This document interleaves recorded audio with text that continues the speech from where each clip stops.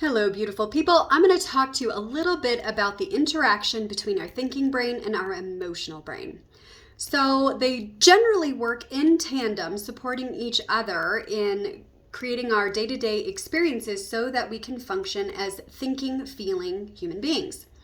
The problem is when that emotional center gets activated, it can hijack our day a little bit, and I'm about to explain why.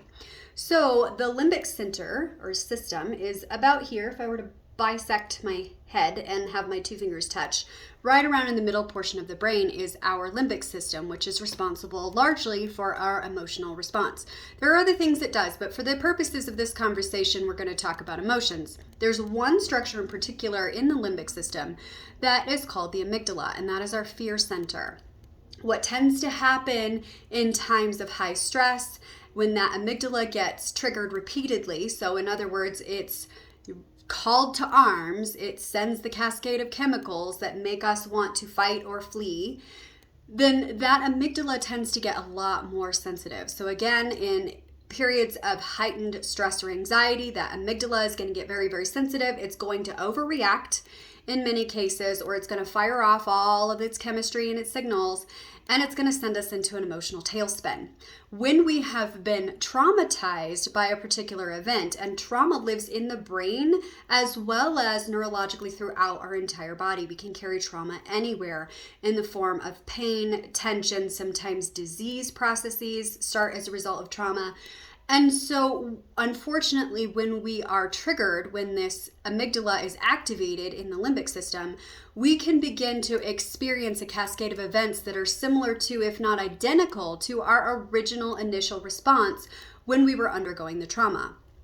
Unfortunately, while this process is going on inside the limbic system, the neocortex, which is the gray stuff surrounding that middle part of the brain, which is responsible for our ability to plan and problem solve, is essentially shut down. There's only X amount of blood flow in the brain, and when we are having an emotional response, especially if that fear center gets triggered, all the blood flow is being shunted to the middle part of the brain.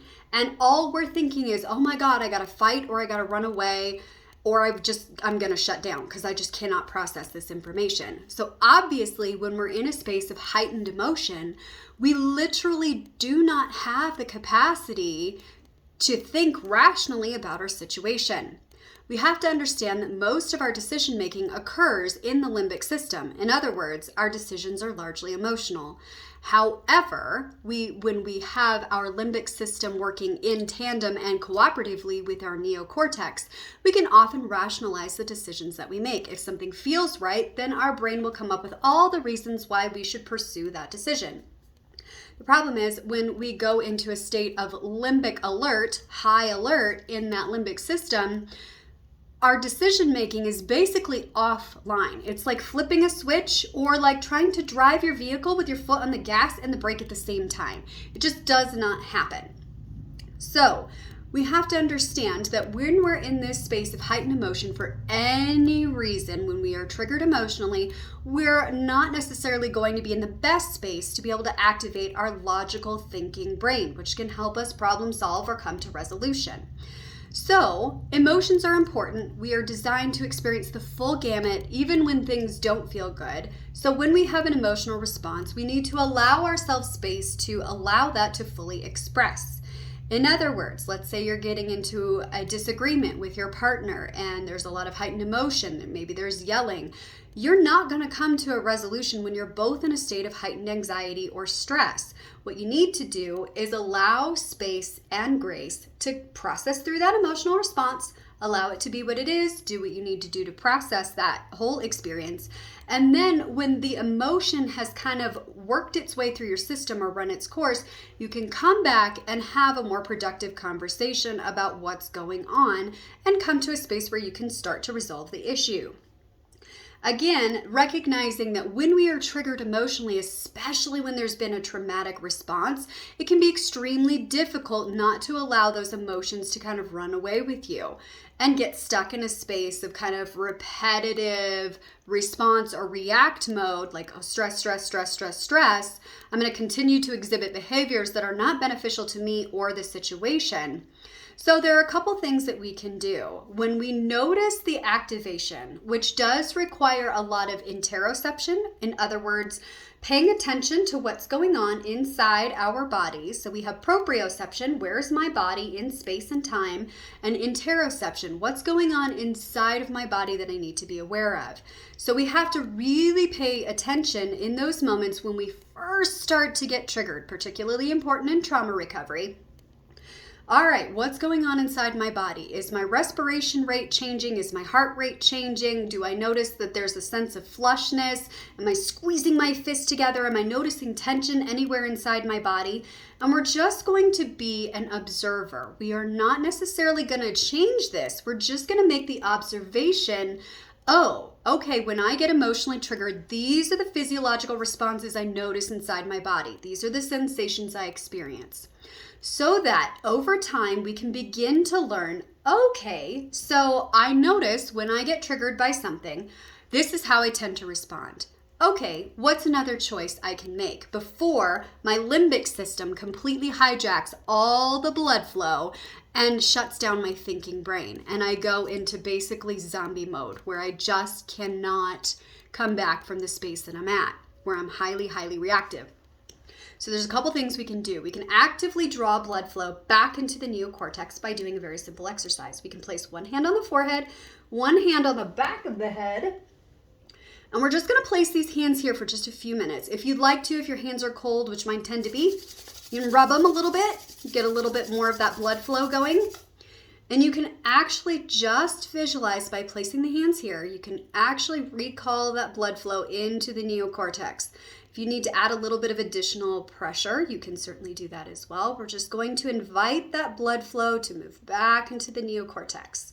The other very simple thing you can do is 6 slow, deep breaths. Because when we breathe deep into the belly, not the shallow chest breathing, but deep into this lower abdomen, it actually sends a signal to our brain via the vagus nerve stating, oh, well, we can't actually take this deep of a breath and experience this calming sensation if we're actually under threat. So just 6 slow, deep breaths at your own pace, and that will give you a little bit of space to reduce that reactivity and re-engage the neocortex so that you can begin utilizing that thinking judgment part of the brain. Another thing that you can do is an action that you really, really can't engage in unless you are completely safe, which is a very gentle head roll. So you can actually tilt your head from side to side. Because again, this is not something you can safely engage in unless, of course, you're in a completely safe space, which you have created in this moment. You're not currently under threat in this moment. And actually, it's a lot more effective if you're resting your head against something. You can just kind of roll your head back and forth on that surface. And that also sends a signal to the brain stating, I'm safe. And so I can re-engage my neocortex and kind of quiet this response from the limbic system before it takes over and creates chaos. So, to summarize, when your limbic system is online, when you have that fear center activated, when you're under stress and you're feeling emotional, your neocortex, which is the thinking brain, is off, like someone flipped a switch, okay? So instead of fighting against your brain, partner with it. If you have the ability to take a few extra moments after practicing your interoception practice that we talked about, paying attention to the signals that are inside your body, practice one or all of those 3 techniques that we just discussed, and then you can come back later and address the situation. If you feel that you're under threat, if you feel that your emotions are in a space where you cannot process them successfully in the situation, please feel free to remove yourself from said situation and give yourself the space and time that you need in order to allow that process to work itself through. It's completely okay to be upset or sad or triggered. Whatever's going on with you is going on with you. It just is.